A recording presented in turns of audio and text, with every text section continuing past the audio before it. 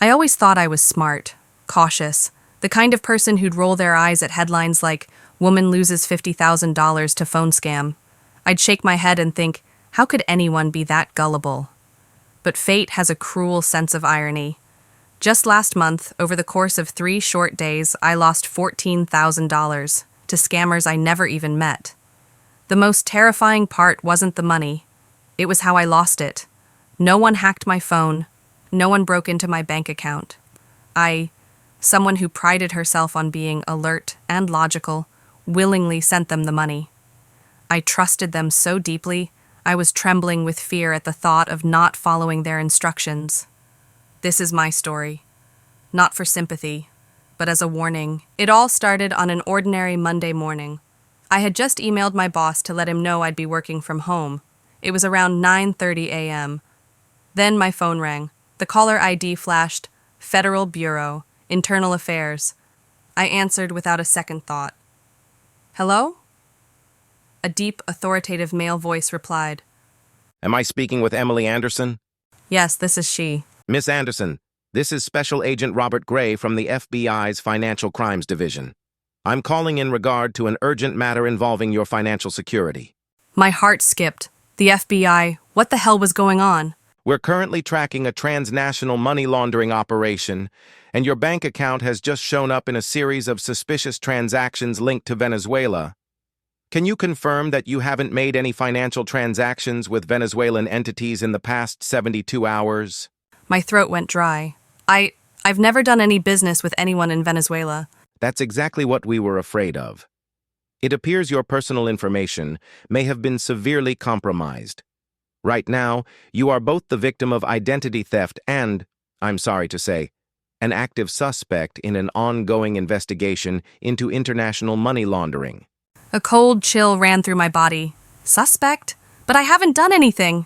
I understand how alarming this is, Emily. May I call you Emily? His voice softened, almost comforting. There are 2 possibilities here. 1, you're knowingly involved in this operation, which personally I don't believe. Or 2, you're the victim of a highly sophisticated financial crime, and we need your full cooperation to help clear your name. Agent Gray didn't give me much time to think. Right after the first call, he sent me an email with an attachment, something titled Temporary Summons. It looked completely legit. The FBI logo, a case number, a federal seal, even the signature of a U.S. district judge I could easily look up on Google.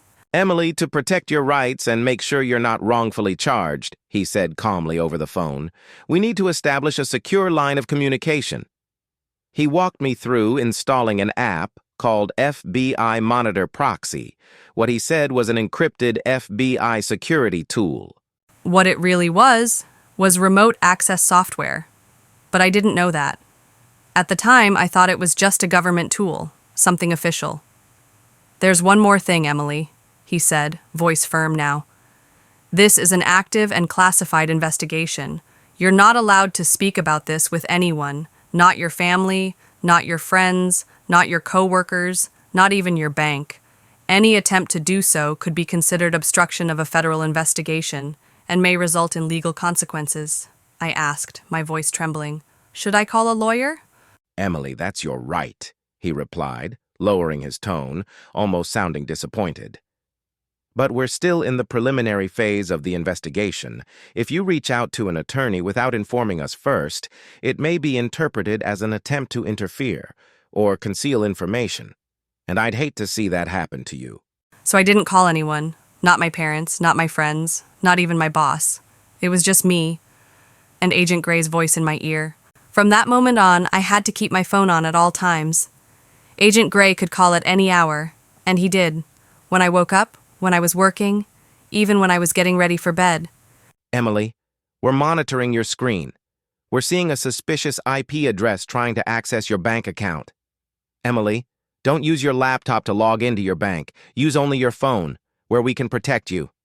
Emily, we need you to transfer all funds from your savings into your primary account so we can track the activity more efficiently. And I followed every instruction, step by step, without question. Then came day 2. His voice had changed, urgent, sharper. Emily, things are worse than we thought.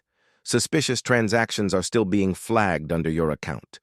To confirm your innocence and protect your assets, we need you to move your funds into a temporary federal holding account. I hesitated for the first time. I'm not sure about this. His voice turned cold. Emily, I understand your concern, but if you don't cooperate, we will have no choice but to freeze all your assets under suspicion of money laundering. Do you understand what that means? You could be facing up to 20 years in federal prison. My heart pounded in my chest. Did I even have a choice? I'll transfer it.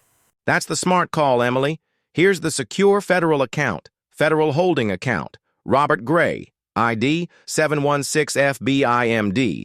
Please transfer $7,000 first so we can begin the verification process. I opened the Chase app on my phone, typed in the amount, $7,000, entered the account details, and hit send. 3 hours later, I transferred another $4,000, and before I went to bed that night, I sent the final $3,000. My bank account balance was now $110. Don't worry, Emily, he said soothingly. Your money is safe. Once the verification is complete, every last penny will be returned to you. Day 3. That's when things started to feel off. Agent Gray called me at 2 a.m., jolting me out of a restless sleep. Emily, we've detected new suspicious activity coming from the state of Texas. Have you traveled to Texas recently? No, I've never even been to Texas, I mumbled, my voice raspy from sleep and fear. Then the situation is more serious than we thought. We'll need your continued cooperation. Emily, do you have any other bank accounts? You need to disclose everything. Something in his voice stopped me.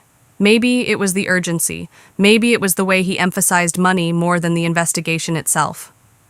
After that call, still trembling, I opened my laptop. For the first time since this all began, I let myself ask a forbidden question. I went to Reddit, typed, FBI scam call Venezuelan money laundering. Hundreds of posts appeared, and the stories, they were identical to mine. They always say you're under investigation for financial crimes. They always threaten arrest if you don't comply. They always say you're a special case, and they want to help you. And they always ask you to move your money into a safe account. I read post after post, my heart racing, a wave of nausea rising in my throat. Oh my God, no. But there it was, undeniable, cold, clear. I had been scammed. $14,000, my entire savings, my Europe trip fund, my emergency cushion for hard months, gone. But instead of collapsing into despair, something else began to rise inside me. Fury, not grief, not guilt, rage. I decided to turn the tables. When Agent Gray called again that morning, I pretended to be just as naive, but this time I was ready. Agent Gray, I said, letting my voice tremble, not from fear but from barely contained anger. I just remembered. I have another savings account at a different bank. Around $20,000. I forgot to report it. Should I transfer that too? I could hear the shift in his voice. That thin, greedy excitement he could no longer hide. That's excellent, Emily. See, cooperation always makes things smoother. Yes, we'll need you to transfer that immediately. Same account as before. What he didn't know was that I had already installed a Gmail IP tracker extension. The moment I received his follow-up email, I traced it. The IP address? Lagos, Nigeria. I baited him again, this time embedding a tracking link in my reply. When he clicked it, my system logged everything. Screenshots, metadata, routing paths, evidence. Then I called him. This time, I was the one who spoke first. I know who you are, and I know where you are. Silence. I traced your IP, Lagos, right? You're not the FBI. You're a scammer. I could hear his breathing pick up, faster, sharper. I've already reported every log, every call, every email, to the real FBI and to local law enforcement. Good luck. I heard him let out a dry, bitter laugh. And then he hung up.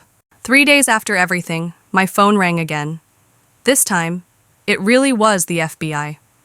I had filed my report online, then followed up by phone. A female agent named Jennifer Wilson introduced herself. Her voice was calm, professional, but kind.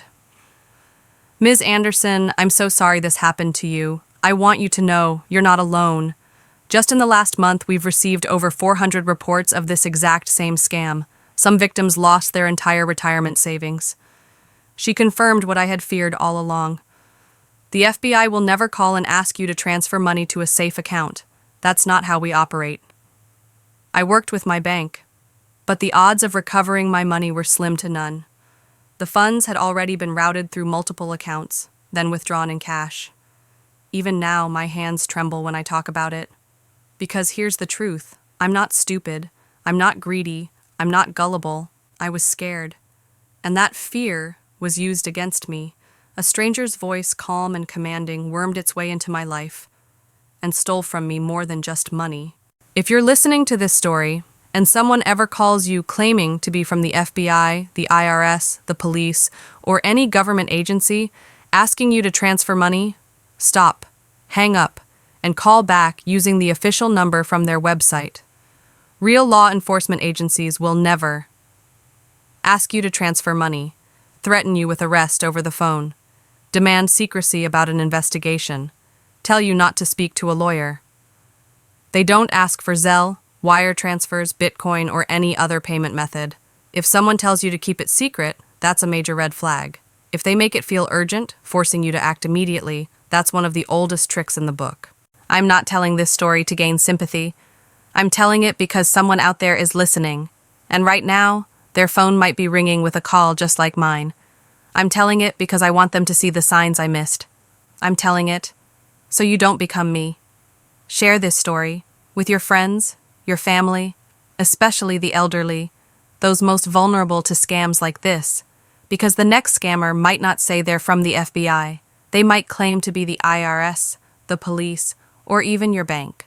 But the script is always the same. Create fear, create pressure, push you to act before you have time to think. Don't let fear silence your reason. Stop, breathe, verify. Thank you for listening to my story.